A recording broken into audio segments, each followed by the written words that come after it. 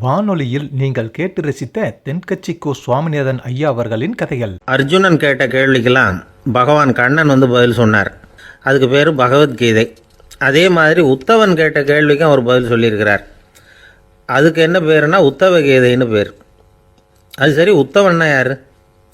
கண்ணனுக்கு சின்ன வயசுலேருந்தே தேர் ஓட்டிக்கிட்டு இருந்தவன் அவன் தான். குருஷேத்திர போர் முடிஞ்சது. அதர்மத்தை அழித்து தர்மத்தை நிலைநாட்டி தர்மனுக்கு முடிச்சு விட்டினார் கண்ணபிரான். அதுக்கப்புறம் துவாரகைக்கு திரும்பினார். தான் வந்த காரியம் முடிஞ்சது. அதனால் இளமையிலிருந்தே தனக்கு தேரோட்டியாக இருந்து வந்த உத்தவனை கூப்பிட்டார். இந்த பாருப்பா, உனக்கு வேணுங்கிறத கேளுன்னார். அவன் தனக்குன்னு எதையும் கேட்குறதுக்கு ஆசைப்படலை. இருந்தாலும் கேள்வி கேட்குறதில் அவன் ரொம்ப கெட்டிக்காரன். அதனால் கேட்க ஆரம்பித்தான். பரந்தாமா, ராஜசூய யாகத்துக்கு தர்மனை கூப்பிட்டு தன்னுடைய அரண்மனையில் விருந்து வச்சான் துரியோதனை. அதுக்கப்புறம் சூதாட்டத்துக்கு கூப்பிட்டான்.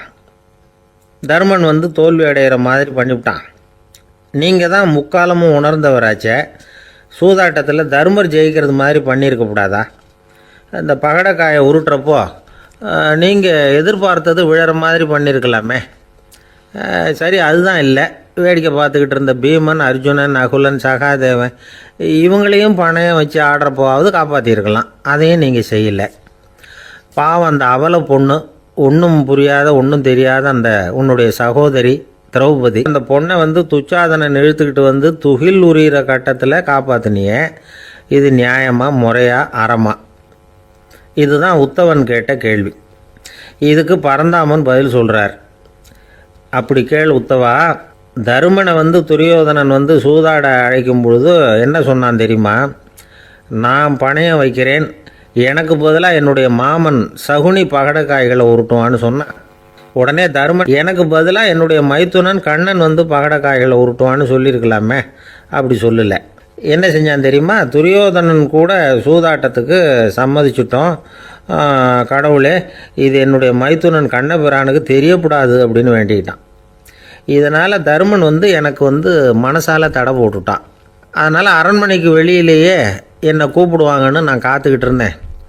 பீமன், அர்ஜுனன், நகுலன், சகாதேவன், திரௌபதி இவங்களை பணையம் வச்சு ஆடுறப்போவாவது கூப்பிடுவாங்கன்னு பார்த்தேன்.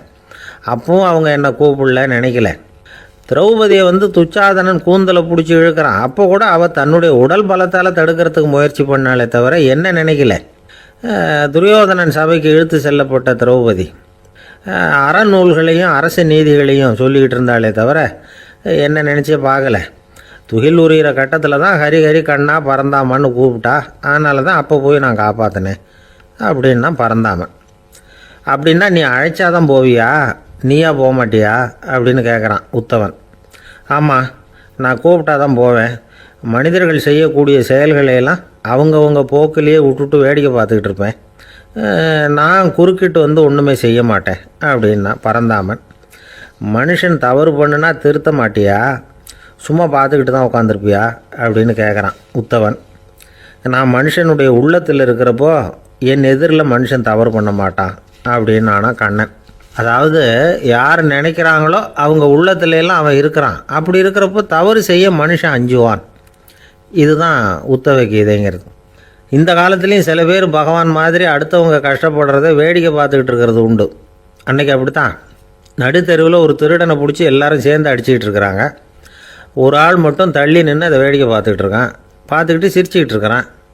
என்ன சார் இது, பாவம் அந்த ஆளை போட்டு அப்படி அடிக்கிறாங்களே அப்படின்னும். அடிக்கட்டும் சார், அவன் அடி வாங்க வேண்டிய ஆள் தான் அப்படின்னா அவன். ஏன் சார் அப்படி சொல்கிறீங்க அப்படின்னு கேட்டோம்.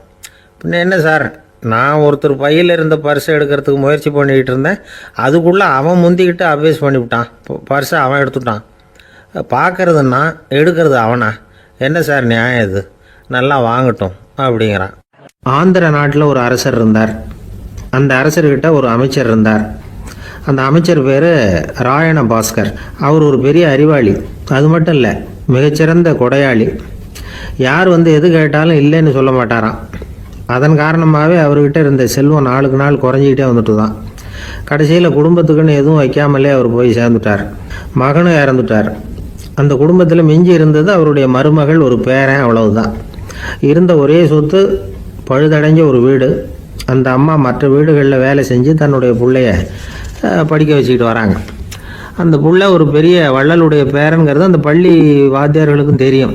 அதனால் அவங்களும் இவங்ககிட்ட கொஞ்சம் அன்பாகவும் அக்கறையாகவும் பழகி பாடம் சொல்லி கொடுத்துக்கிட்டு இருக்கிறாங்க. ஒரு நாள் ஒரு புகழ்பெற்ற கவிஞர் ஒருத்தர் அந்த பள்ளிக்கூடத்துக்கு வந்திருக்கிறார். ஆசிரியர்கள்கிட்ட பேசிக்கிட்டு இருந்தப்போ ஒரு செய்தியை சொன்னாராம். ராயண பாஸ்கருங்கிற வள்ளல் எனக்கு நிறைய உதவிகள் செஞ்சிருக்கார், என்னை பாராட்டி பரிசுகள்லாம் கொடுத்துருக்கிறார். அந்த வள்ளல் வாழ்ந்த கிராமத்தை பார்க்கணுங்கிறதுக்காக தான் இப்போ இங்கே வந்திருக்கிறேன் அப்படின்னாராம். ஆசிரியர் உடனே இந்த பையனை கூப்பிட்டு, இதை பாருங்கள், இவன் யார் தெரியுமா, நீங்கள் குறிப்பிடுகிற அந்த வள்ளலின் பேரன் அப்படின்னு அறிமுகப்படுத்தினாராம். கவிஞரின் கண்களில் ஆனந்த கண்ணீர். அந்த பரவச நிலையிலேயே அந்த வள்ளலை பற்றி கவி பாட ஆரம்பிச்சிட்டாராம். இந்த சின்ன பையன் அதை கேட்டிருக்கிறான். உடனே என்ன பண்ணான் தெரியுமோ, தன் கையில் அணிஞ்சிருந்த ஒரு பொன் வளையலை கழட்டி அந்த கவிஞருக்கு பரிசாக கொடுத்துட்டானான். எல்லாருக்கும் ஆச்சரியம். தாத்தா இருக்கும் நிலையில் கொடுத்தார், பேரன் இல்லாத நிலையிலையும் கொடுக்குறான். பையனை எல்லாரும் பாராட்டினாங்களாம். இருந்தாலும் அவனுக்குள்ள ஒரு பயம் எதுவாக ஆரம்பமாச்சு. பள்ளிக்கூடம் விட்டு வீட்டுக்கு வரும்பொழுது அந்த பயம் இன்னும் அதிகமாயிட்டுது. அம்மா என்ன சொல்லுவாங்களோ தெரியலையே, ஏதோ திடீர்னு தோணிச்சு வளையலை கட்டி கொடுக்கணும்னு கொடுத்துட்டோம். குடும்பம் இருக்கிற நிலையில் இப்படி நான் செஞ்சது தப்பா, வீட்டு செலவுக்கே அம்மா எவ்வளவு கஷ்டப்படுறாங்க, வீட்டுக்கு போனதும் என்ன நடக்குமோ தெரியலையே அப்படின்னு நினச்சி பயந்துக்கிட்டே அவன் வீட்டுக்குள்ளே அடி எடுத்து வைக்கிறான். அம்மா கூப்பிட்டு சாப்பாடு போட்டாங்க. அவங்க கண்ணில் படக்கூடாதுங்கிறதுக்காக ஒரு கையை பின்னாடி மறைச்சிக்கிட்டே இருந்தான். அம்மா இதை கவனிச்சிட்டாங்க. உன் கையை ஏன் அப்படி வச்சிருக்கிற, உன் கைக்கு என்னாச்சு, ஏதாவது அடிபட்டு போச்சா அப்படின்னு கேட்டுக்கிட்டே கையை எடுத்து பார்க்குறாங்க. வளையல காணலை. வளையல் எங்கே அப்படின்னு கேட்குறாங்க. இவன் தயங்கிக்கிட்டே நடந்ததை சொல்கிறான்.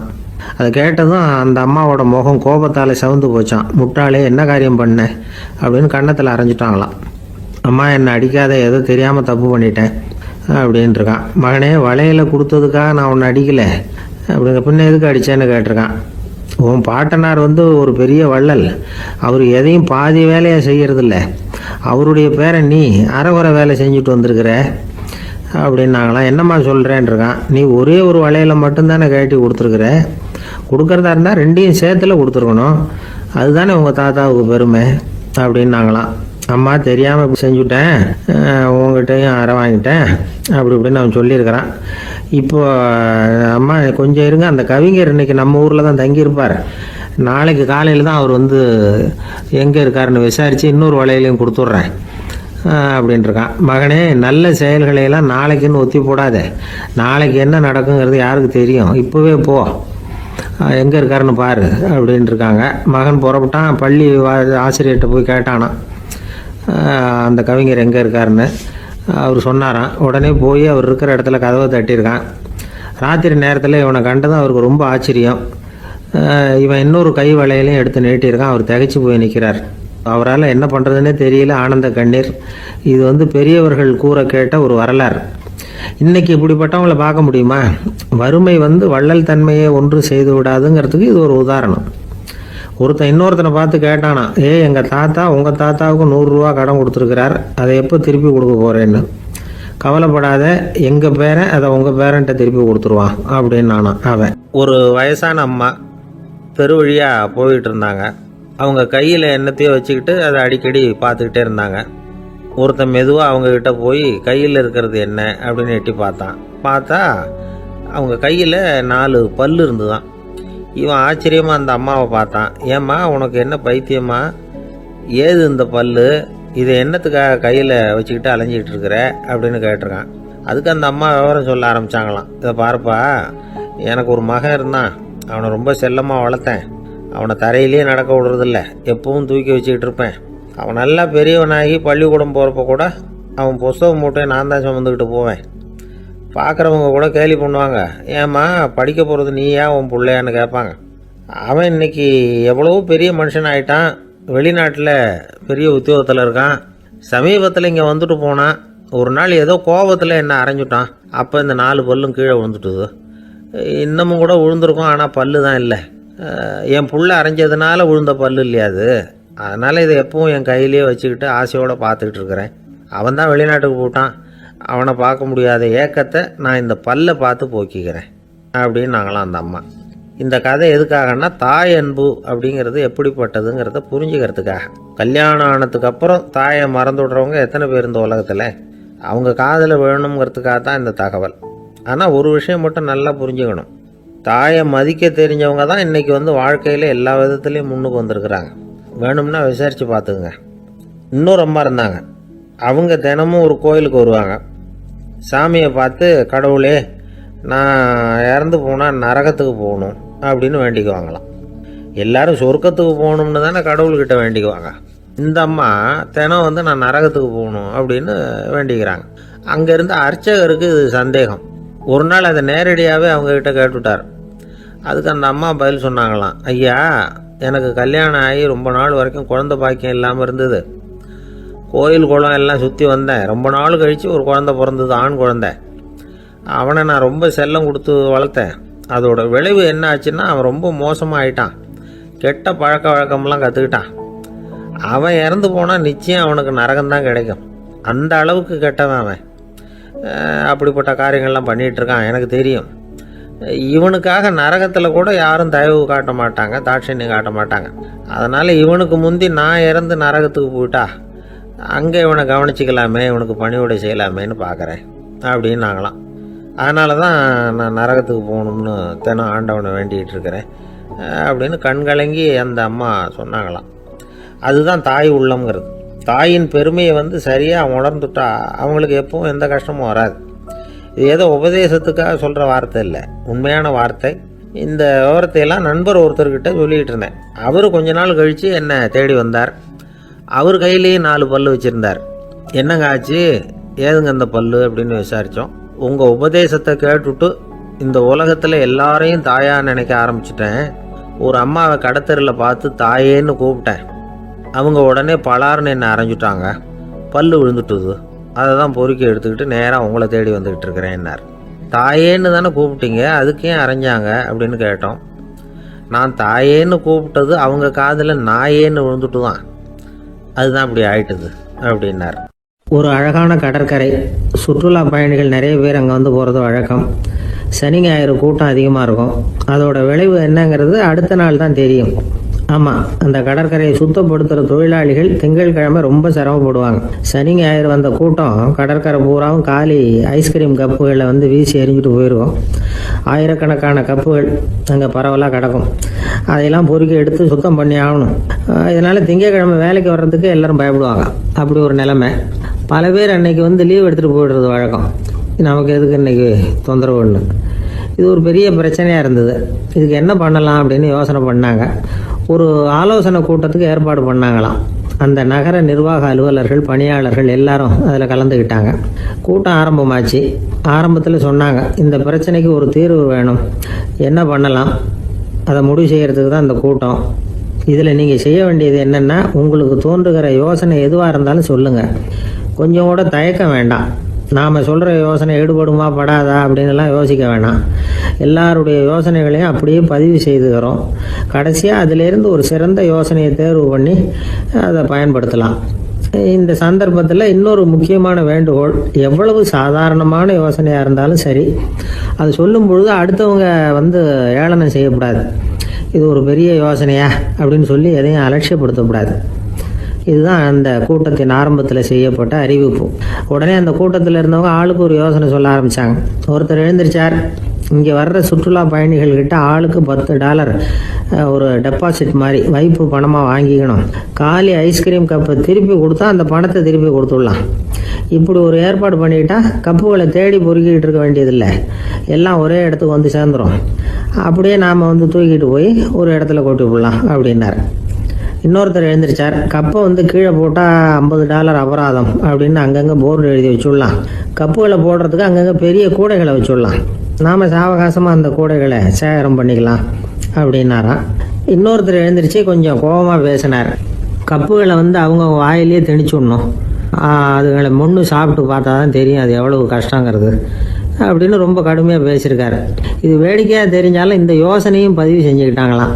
இப்படி பல யோசனைகள். கடைசியாக எல்லாத்தையும் படித்து பார்த்துட்டு பரிசீலனை பண்ணாங்க.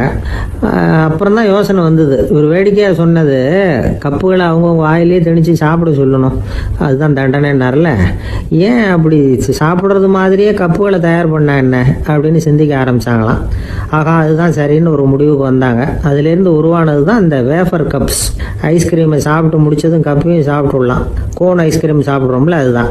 அமெரிக்காவில் மியாமி கடற்கரையில் ரொம்ப காலமாக இருந்துகிட்டு வந்த குப்பை பிரச்சனைக்கு இப்படி தான் ஒரு தீர்வு வந்துதான். இதுலேருந்து நாம் புரிஞ்சிக்க வேண்டியது என்னென்னா, நாம் அன்றாட எத்தனையோ பிரச்சனைகளை சந்திக்கிறோம், அதுக்கெல்லாம் தீர்வு உண்டு. அது எங்கே ஒளிஞ்சிருக்குன்னு கண்டுபிடிக்கணும். அந்த அந்த யோசனையையும் நல்லா தீவிரமாக யோசிக்கணும். யார் என்ன யோசனை சொன்னாலும் அதை அலட்சியப்படுத்தக்கூடாது. அக்கறையோடு கவனிக்கணும், அதை யோசித்து பார்க்கணும். ஒரு அம்மா தன்னோட வீட்டுக்காரரை ஒரு மனநல மருத்துவர்கிட்ட அழைச்சிட்டு வந்தாங்களாம். டாக்டர், இவருக்கு கோன் ஐஸ்கிரீம் பிடிக்கல, பேப்பர் கப்பில் இருக்கிற ஐஸ்கிரீம் தான் வேணும்னு அடம் பிடிக்கிறார் அப்படின்னாங்களாம்.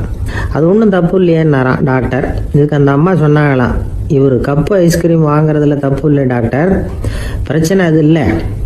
அப்புறம் வேற என்னன்னு கேட்டிருக்காரு. வாங்கினதும் ஐஸ்கிரீமை கீழே கொட்டிவிட்டு அந்த பேப்பர் கப்பை மட்டும் விரும்பி சாப்பிட்றார், அதனால தான் உங்ககிட்ட அழைச்சிட்டு வந்தேன் அப்படின்னாங்களாம்.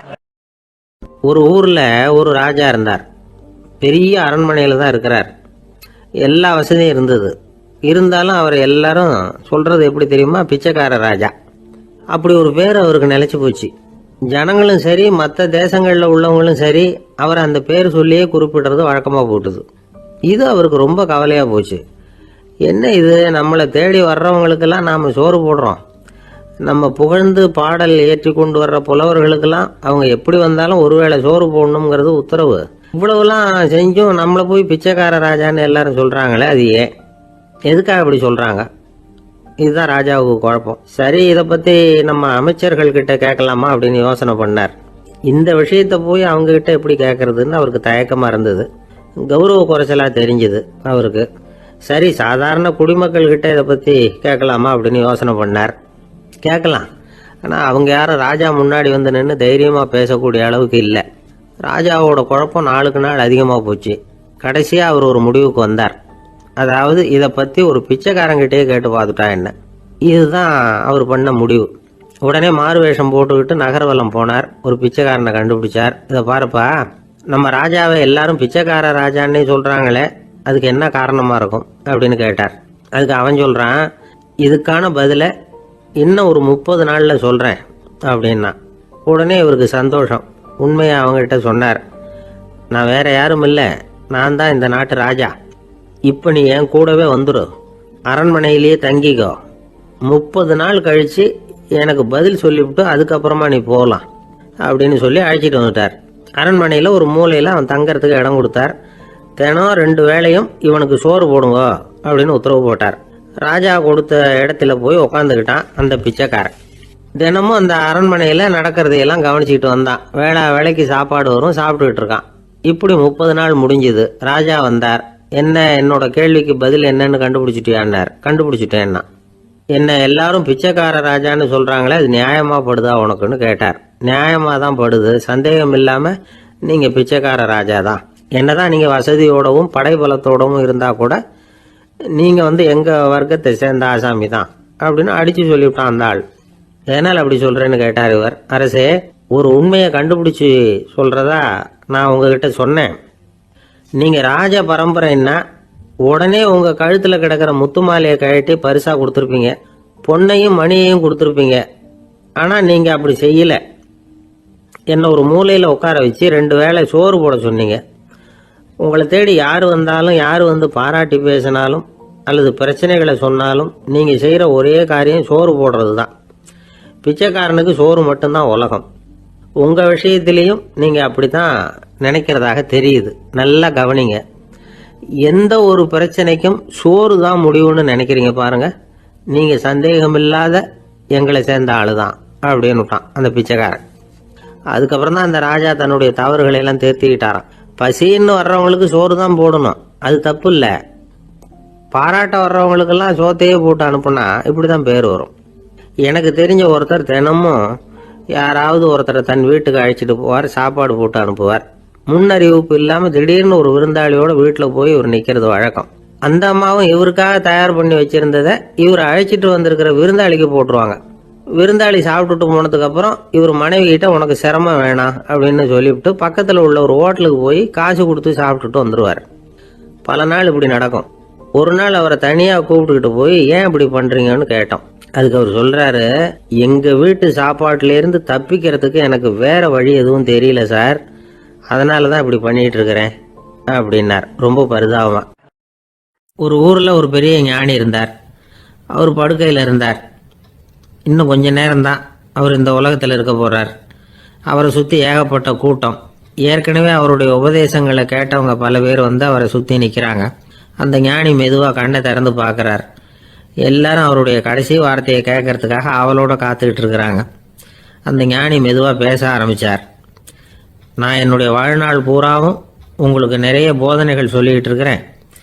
பேரானந்தம், மகிழ்ச்சி, தியானத்தன்மை இதை பற்றியெல்லாம் சொல்லியிருக்கிறேன். இப்போ நான் வேற ஒரு கரைக்கு போய்கிட்டு இருக்கிறேன். நான் இனிமேல் இந்த கரையில் இருக்க மாட்டேன். நீங்கள் நான் சொன்னதையெல்லாம் கேட்டீங்க, ஆனால் எதையும் நீங்கள் வந்து நடைமுறைப்படுத்தி பார்க்கல. எல்லாம் கேட்டதோடு சரி, அதோடு விட்டுவிட்டீங்க. அப்புறம் அதை தள்ளி போட்டுக்கிட்டே வந்துட்டீங்க. மேலும் அதை தள்ளி போடுறதுல எந்த பிரயோஜனமும் கிடையாது. இப்போ நான் போய்கிட்டு இருக்கிறேன். உங்களில் யாராவது என்னோட வர்றதுக்கு தயாரா அப்படின்னு கேட்டார். அவ்வளவுதான். யாரும் வாயை திறக்கல. ஒரே மௌனம், சத்தமே இல்லை. ஒருத்தர் பார்த்துக்கிட்டே நிற்கிறாங்க. அந்த கூட்டத்தில் ஒரு ஆள் அந்த ஞானி கூடவே 40 வருஷத்துக்கு மேலே இருந்திருக்கிறான். அவனும் வாயை திறக்காமல் இன்னொருத்தன் முகத்தை பார்த்துக்கிட்டே நிற்கிறான். இந்த சமயத்தில் பின்னாடி நின்றுக்கிட்டு இருந்த ஒருத்தன் கையை தூக்கினான். ஞானி அவனை பார்த்தார். சரி, ஒருத்தனுக்காவது நம்மோட வர்றதுக்கு தைரியம் இருக்குது அப்படின்னு நினச்சார். ஆனால் அந்த ஆள் என்ன சொன்னான் தெரியுமா? ஐயா, நீங்கள் கேட்குறப்போ நான் உடனே எழுந்திருக்கல, கையை மட்டும்தான் தூக்கினேன். என்ன காரணம்னா, நான் எப்படி அடுத்த கரைக்கு வந்து சேர்றதுங்கிறது தெரிஞ்சுக்கிறதுக்காக தான். அந்த விவரத்தை மட்டும் இப்போ உங்ககிட்ட இருந்து நான் தெரிஞ்சுக்க ஆசைப்படுறேன். ஏன்னா இப்போ நான் உங்கள் கூட வர்றதுக்கு தயாராக இல்லை. எவ்வளவோ காரியங்களை நான் இன்னும் இங்கே முடிக்க வேண்டியிருக்குது. வீட்டுக்கு ஒரு விருந்தினர் வந்திருக்கிறார். என்னுடைய இளைய மகனுக்கு கல்யாணம் பண்ணி வைக்கணும். அதனால் இன்றைக்கி உங்கள் கூட வர முடியாது. அது மட்டும் இல்லை, இப்போ உங்கள் கூட அடுத்த கரைக்கு வந்தால் திரும்பி வர முடியாதுன்னு வேறு சொல்கிறீங்க. அதனால் இப்போ நான் வரல. இன்னொரு நாள் நிச்சயமாக நான் வர்றேங்க, வந்து உங்களை சந்திக்கிறேன். அதனால் இப்போ நீங்கள் இன்னொரு தடவை எங்களுக்கு விளக்கமாக சொல்லணும். ஏற்கனவே பல தடவை சொல்லியிருக்கிறீங்க. தயவு பண்ணி இப்போ ஒரு தடவை சொன்னீங்கன்னா சௌகரியமாக இருக்கும். அந்த அடுத்த கரையை அடையிறது எப்படி? இப்போ ஒரு தடவை அதை விளக்கமாக சொல்லிட்டிங்கன்னா நல்லா ஞாபகப்படுத்திக்குவேன். அது சரியான சமயம் வர்றப்போ இது எனக்கு உதவியாக இருக்கும் அப்படின்னு நானா. ஆனால் உண்மை என்ன தெரியுமா? அந்த சரியான சமயம் வரவே இல்லை அப்படிங்கிறது தான் உண்மை. இப்படி அந்த கதை முடியும். இந்த கதை வந்து அந்த ஒரு ஆளுக்கு மட்டும் இல்லை, கிட்டத்தட்ட எல்லாருக்குமே அது பொருந்தும் அப்படிங்கிறாங்க விவரம் தெரிஞ்சவங்க. எல்லாருமே அந்த சரியான தருணத்துக்காக தான் காத்துக்கிட்டு இருக்கிறாங்களாம். அதுக்காக ஜோசியம் பார்க்குறாங்க, கைரேகை பார்க்குறாங்க. நாளைக்கு என்ன நடக்குங்கிற ஆவலில் எல்லாரும் காத்துக்கிட்டு இருக்கிறாங்க. ஆனால் அந்த ஒரு நாள் ஒருபோதும் வரப்போகிறதில்ல. நீங்கள் தள்ளி போடுறதுக்காக பல அர்த்தமில்லாத காரணங்களை தேடுறீங்க அப்படிங்கிறார் ஒரு ஞானி. காத்திருக்கிறதுலேயே நம்ம காலம் ஓடி போயிடுது. ஏன்னா இன்னைக்கு நாம் சிந்திக்கிறது நாளைக்கு நாம் சிந்திக்கிறது இல்லை. ஒவ்வொரு நாளும் ஒவ்வொரு மாதிரி போயிடுது. நாளைக்கு மறுநாளை பற்றியே சிந்திக்கிறோம். இப்படியே அது பாட்டுக்கு போயிடும். கரையை தொட்டு பார்க்குறது எப்போ? இதுதான் கேள்வி.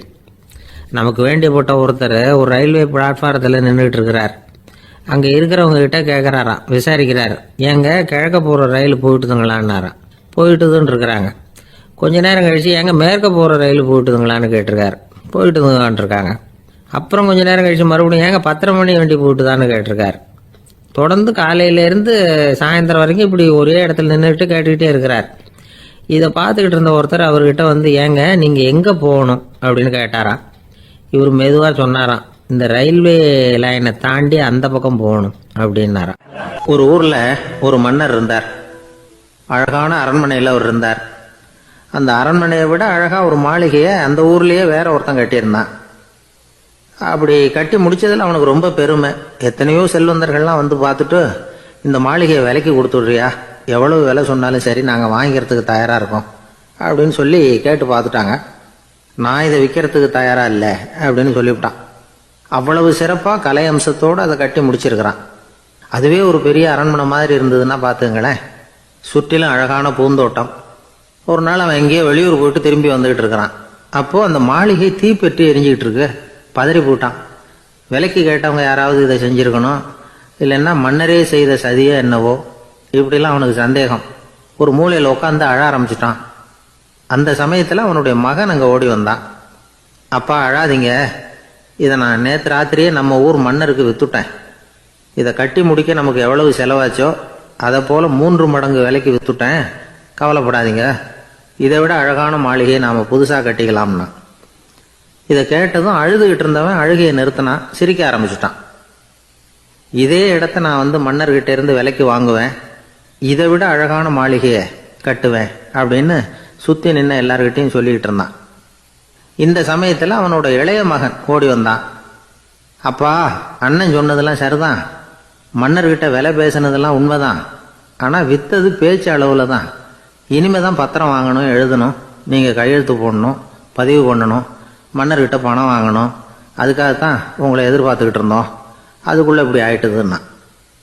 இப்போ சிரிச்சுக்கிட்டு இருந்தவன் சிரிப்பை நிறுத்தினான். மறுபடியும் குழந்தை மாதிரி அழ ஆரம்பிச்சுட்டான். இது ஒரு சம்பவம். இதிலிருந்து என்ன தெரியுது? அந்த அழகான மாளிகை தன்னுடையது அப்படின்னு நினைக்கும் பொழுது அவனுக்கு அழுகை வந்தது. அது தன்னுடையது இல்லை அப்படின்னு நினைக்கிற போது சிரிப்பு வந்தது. மறுபடியும் அது தன்னுடையது தான் அப்படிங்கிற உணர்வு வரும்பொழுது அழுகை. எது எதிலிருந்து நீ நீங்கி இருக்கிறாயோ அது அதிலிருந்து உனக்கு துன்பம் இல்லை அப்படிங்கிறார் திருவள்ளுவர். இந்த உடம்பு என்னுடையதில்லை அப்படிங்கிற உணர்வு வந்துட்டா அது ஒரு பெரிய நிலை. அந்த நிலை வரணும். எல்லாத்தையும் பயன்படுத்திக்கலாம், ஆனால் பற்றில் விழுந்துடக்கூடாது. உலகத்தில் இருங்கள், ஆனால் உலகத்தவராக இருக்காதீர்கள். உலகிற்குள் இருங்கள், உலகம் உங்களுக்குள் வந்துவிட அனுமதிக்காதீர்கள். விலகி இருங்கள், விழித்திருங்கள், மௌனமாய் பார்த்திருங்கள் அப்படிங்கிறது சான்றோர் கருத்து. செய்ய வேண்டிய கடமையிலிருந்து விலகி இருக்கிறவர்கள் நம்மகிட்ட நிறைய பேர் உண்டு. அப்படிப்பட்ட ஒருத்தர் டாக்டர் கிட்ட போனார். டாக்டர், நான் ஒரு கவர்மெண்ட் ஆஃபீஸில் வேலை பார்க்குறேன், எனக்கு ஒரே அசதியாக இருக்குது, என்னை சோதிச்சு பாருங்க, ஆலோசனை சொல்லுங்க ஏதாவதுன்னார். டாக்டர் அவரை பரிசோதனை பண்ணி பார்த்துட்டு சொன்னார், இதோ பாரு, உனக்கு இப்போ தேவைப்படுறது முழு ஓய்வு. நீ எவ்வளவு சீக்கிரமா ஆபீஸுக்கு போறியோ அவ்வளவுக்கு உனக்கு நல்லது அப்படின்னாராம். ஒரு ஆள் இருந்தான், நிறைய பணம் சம்பாதிச்சான், ஆனால் செலவு பண்ண மனசு வரல, கருமி. அவன் என்ன பண்ணா, சேர்த்த பணம் பூராவையும் ஒரு மரத்தடியில் புதைச்சி வச்சிருந்தான். வாரத்துக்கு ஒரு தடவை அந்த மரத்தடிக்கு வருவான், புதைச்ச இடத்த ஆவலோடு பார்த்துக்கிட்டு இருப்பான், அதுக்கப்புறம் போயிடுவான். அவ்வளவுதான். ஒரு நாள் ஒரு திருடன் வந்தான். இவன் புதைச்சி வச்சிருந்ததெல்லாம் எடுத்துகிட்டு போட்டான். இது தெரிஞ்சு போச்சு. அந்த கருமி புலம்ப ஆரம்பிச்சிட்டான். இவன் புலம்பலை கேட்டதும் அக்கம் பக்கத்தில் இருந்தவங்கெல்லாம் ஓடி வந்தாங்க. என்ன விஷயம்னு விசாரிச்சாங்க. இவன் சொன்னான். ஒரு பெரியவர் கேட்டார், ஏப்பா, வாரம் இந்த இடத்த பார்க்கறதாக சொன்னியே, எப்போவாவது இதில் இருக்கிற பணத்தை எடுத்து செலவு பண்ணியிருக்கியா அப்படின்னு கேட்டார். நான் அப்பப்போ அதை பார்க்கறது தான் வழக்கம், அதை தொட்டதே இல்லைன்னு அவன். சரி, அப்படின்னா இப்போவும் நீ அதே மாதிரி வாரம் ஒரு தடவை இந்த இடத்த பார்த்துட்டு போகலாமே அப்படின்னாராம் அந்த பெரியவர். அதுவும் சரிதானே, எவ்வளவு காலமானாலும் அவன் அந்த பணத்தை எடுத்து செலவு பண்ண போகிறதில்ல. அப்படி இருக்கிறப்ப உள்ளே பணம் இருந்தாலும் ஒன்று தான், இல்லாமல் போனாலும் ஒன்று தான். இதிலிருந்து என்ன புரியுதுன்னா, ஒருத்தர்கிட்ட இருக்கிற பணத்தை கொண்டு அவர் பணக்காரரா ஏழையா அப்படின்னு முடிவு செய்கிறது சரியில்லை. அந்த செல்வத்தை அனுபவிக்கிற திறன், பயன்படுத்துகிற திறன், அதை வச்சு தான் அவர் ஏழையா பணக்காரரா அப்படிங்கிறத நிர்ணயம் பண்ணணும். அதுதான் சரி. செலவு பண்ண தெரியாதவன் சேகரம் பண்ணிகிட்டே இருக்கிறதுனால என்ன பிரயோஜனம்? தலைமுடியே இல்லாதவன் தாராளமாக சீப்புகளை வாங்கி சேகரம் பண்ணுறது மாதிரி தானே இது. சில சமயம் செலவு பண்ண நாம் தயாராக இருந்தால் கூட அந்த செல்வம் நமக்கு பயன்படுறதில்ல. அரேபியாவில் ஒரு நகை வியாபாரி விலை உயர்ந்த முத்துக்களை எல்லாம் அவர் வச்சு வியாபாரம் பண்ணிகிட்டு இருந்தார்.